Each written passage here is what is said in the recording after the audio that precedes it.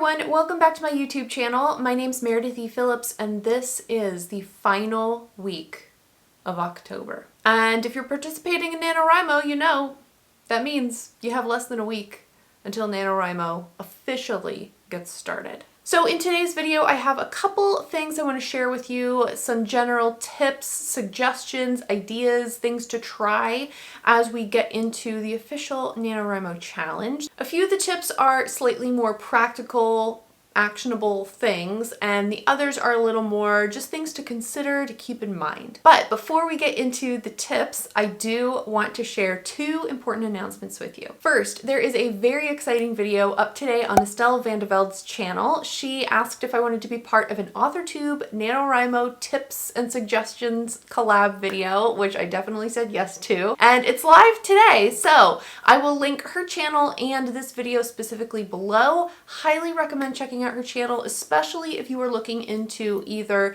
self-publishing in general or non-fiction and like memoir style writing. She published her very first book earlier this year called The Londoners. Look at this cover.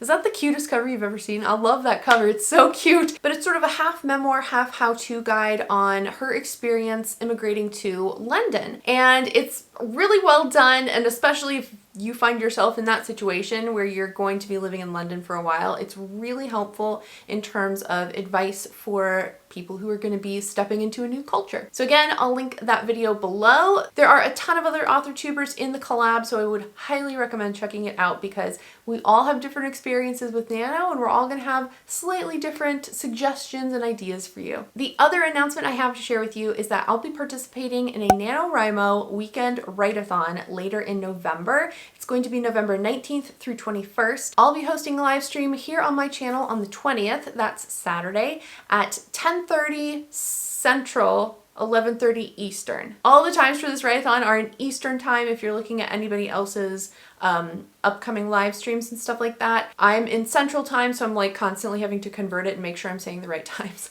But it'll be 10:30 a.m. for me and 11:30 Eastern. There are, again, a ton of different authortubers participating in this, so I'll link below a playlist to the Writeathon itself, and I'll also link to all the various other hosts who are going to be hosting their own live streams on their channels, and I hope to see you around for that. So, last week of Preptober before NaNoWriMo gets started. This is actually going to be, I think, better than last year. Last year, November 1st was a Sunday. So the sort of last weekend, you had like a Saturday. You didn't really have like a full weekend. You know what I mean? And so this year, NaNoWriMo starts on a Monday, which I like that it starts on a Monday. That feels like it's the beginning of the week. It's the beginning of the challenge. So I like that. But it also gives you that last weekend right before it starts to do any other little bit of work that you need to get done. So I'm happy about how that sort of has worked itself out. But at this point, you do still have almost a full week to prepare yourself for the challenge. Regardless of whether you're aiming for a full 50,000 words or if you have some other sort of goal that you're aiming to achieve, it can be super helpful to do some things in advance so that you have as much time as possible in November to dedicate to your writing projects. So one of the things that I would highly, highly encourage you to do this week, this last week, I would definitely encourage you to take care of any task that can be done now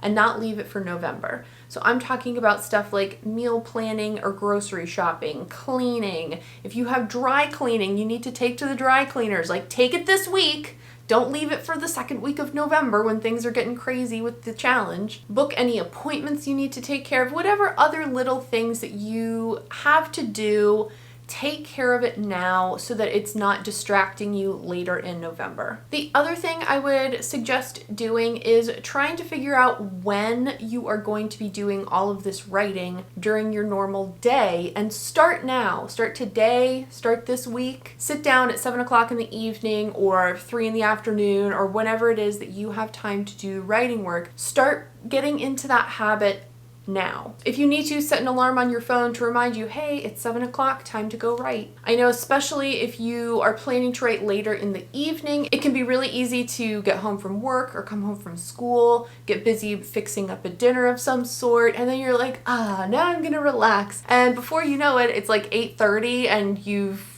wasted a lot of time, you know, watching YouTube videos or watching Netflix or just sort of lounging around. If you need to set an alarm on your phone, do so, and try to block out those times when you're going to be doing your writing in November. I also want to talk a little bit about goals, about getting behind in the challenge and how to deal with that. You might get to a certain point in November, maybe it's in the first week, maybe it's in the third week, and you might realize, oh, I'm not gonna hit whatever my goal was. Maybe that's the 50,000 words, maybe it's something else, but regardless of whatever your goal might be, you're maybe gonna get to a point where you realize it's not gonna happen. And that can be disheartening and discouraging when you realize there's no way that I'm gonna be able to catch up to where I should be in order to hit this goal by the end of the month. There's two things I think you can do with this. Number one, you can change the goal. If your original goal was to hit 50,000 words and you're realizing that's not gonna happen, lower your goal to 40,000. Just say, you know what, the goal is now 40K, and that's that. The other thing you can do is to extend your time. The end of the challenge is officially November 30th, but maybe you got sick for like 5 days in the middle of the month. Tack on another 5 days right into the month of December and see if you can still hit the goal with adding those extra days onto the challenge for yourself. It's really not the end of the world. You know what I mean? Like, you can fudge it a little bit and who cares? This isn't anything official. It's just for fun. One other thing you might consider doing before the month gets started is to make a set of tiered goals. And I've seen a lot of people do this in the good, better, best method. I don't know if you've heard of that, but I'll explain it real quick here. The idea with the good, better, best method is to set a tiered set of goals for yourself. So your good goal might be to write 30,000 words or finish 10 scenes or revise or edit 100 pages worth of your manuscript. Your better goal might be to write 40,000 words or edit 150 pages. Your best goal might be to write 50,000 words or edit 200 pages, something along those lines. Setting those kind of incremental goals instead of having just one giant goal for yourself can really help alleviate some of the pressure that you might be feeling to achieve this giant goal. The other thing you might want to consider doing is setting a goal for yourself that has nothing to do with your writing progress or word count or anything like that. Maybe you want to develop a writing routine. That's a great goal that has nothing to do with how far you get into a project. Maybe you are just now finding out about NaNoWriMo and you're like, you know what? I want to see if I can pants a novel and not have any outline and just write and see what happens. You can try that and see if that kind of method works for you. While you're writing, you might want to try paying attention to which parts of the process are easiest for you and which ones are most difficult. So for example, I know for me, writing description of either characters' physical descriptions or like setting descriptions, I hate writing that stuff. To me, it's almost always really boring and I don't like doing it, but I know it's necessary to do at least a little bit of it, you know, for the reader. Maybe you find that you really struggle with dialogue or something like that, and then knowing that about yourself and about your writing abilities can make it easier afterwards to say, okay, you know what, I really am not great at description. Let me work on that a little bit. And you can design either exercises for yourself or look up more information online about how to better that part of your writing craft. Setting this kind of alternate goal that has nothing to do with the writing progress can be really helpful because it can alleviate, again, some of that pressure to achieve a certain amount, a certain quantity of writing. And it also can help you feel like you have accomplished something. You know, maybe life gets in the way during November and you're only able to get 5,000 words done. And you could feel really disappointed about that, but maybe you learned something about how you like to write or when you like to write or any of those other type of things that can still give you a feeling of accomplishment at the end of the month. I do want to say one last thing about staying sane in the month of November. If you get to a point in the month where you are feeling completely overwhelmed, stop and take a step back. Remember that this challenge, it's supposed to be fun. It's supposed to be a way to stretch yourself as a writer. It's also, I think, supposed to help you feel confident about yourself and your writing abilities. And if you get to a point where you're not feeling that, stop for a second and reevaluate things. You might need to quit the challenge entirely if your mental health is really taking a nosedive. You might need to just readjust your goal. But please keep in mind, this is a writing challenge.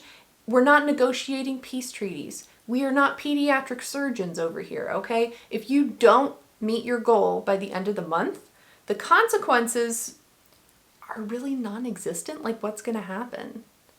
You'll have to finish it the next month? Like, it doesn't really matter, right? We're over here writing stories, and that's important. Stories are an art form. It is important to tell them. However, the consequences of not getting it done this month are not really that huge. So please keep that in mind if you're starting to feel like, oh my gosh, I'm not gonna finish in time, or I'm not gonna be able to do this, and don't let it overwhelm you to that point. Most of us are not under publishing contracts or dealing with like official job deadlines when it comes to our writing. It's a hobby for most of us at this point. Some of us do want to build it into a career eventually, but for a lot of us right now, it's just something we're doing in our spare time, and it's not something that a lot hinges on. So please make sure that you remember that in the month of November. Do you have any last minute tips or tricks or suggestions for everyone else? If so, please leave them in the comments. I strongly believe that one tip or one suggestion is gonna work really great for one person and be an absolute disaster for somebody else. So the more help that we can leave for each other in the comments, the better. I hope the rest of this week goes really well for you, regardless of what you were preparing for NaNoWriMo or for any other writing project you have going on. I hope you are able to finish up whatever that you are trying to by the end of the month. And I will see you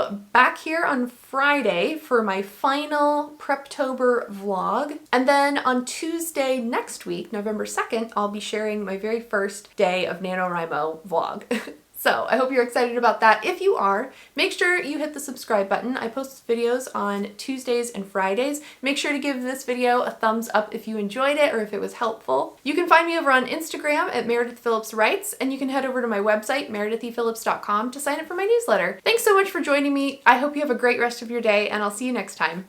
Bye. Over the weekend of November 19th through 21st. That is a Friday through Sunday. Obviously, what the heck am I doing? Yes, it's a weekend write-a-thon that takes place on a Saturday and Sunday. Who would have guessed? I'm really batting 1,000 over here today.